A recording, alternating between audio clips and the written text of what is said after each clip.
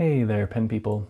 I decided that I would try something a little different with my opening few seconds of this video. I've enjoyed making little reels and stuff for Instagram of dropping ink into water. I think it's really fun to watch. So I thought I'd start the video out with that. I think it really shows you some of the character of an ink.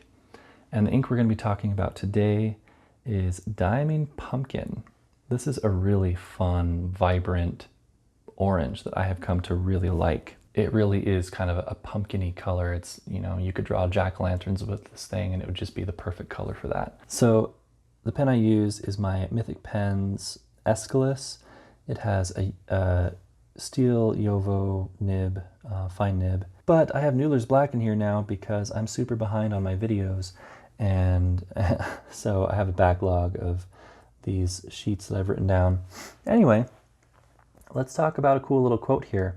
And this quote is one that I just kind of stumbled upon by accident. And I had to do some research to figure out who actually said it. And even then, I wasn't 100% sure it actually found the guy because it was just attributed to HB. And this was a quote at the beginning of a really old dictionary.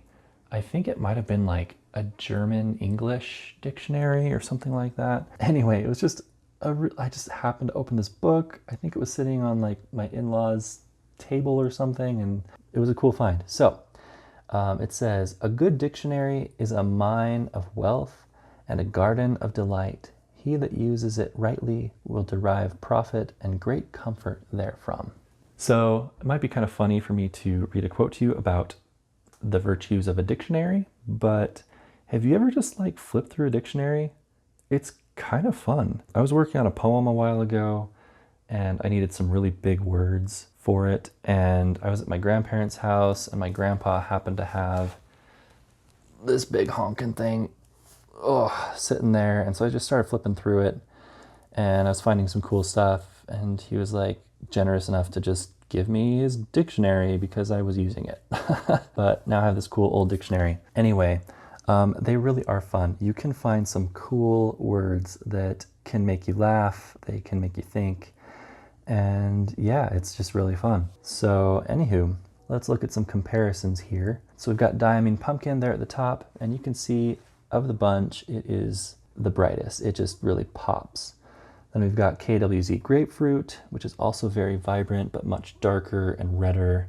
And then we have Pilot Iroshizuku Yu-yake, which is similar in color to the Diamine Pumpkin, but it's a little bit more muted, a little more reserved. And then just for kicks, down at the bottom we have Monteverde Copper Noir. It's more dark, coppery, rusty orange. So yeah, I really like that one too. I like all of these inks.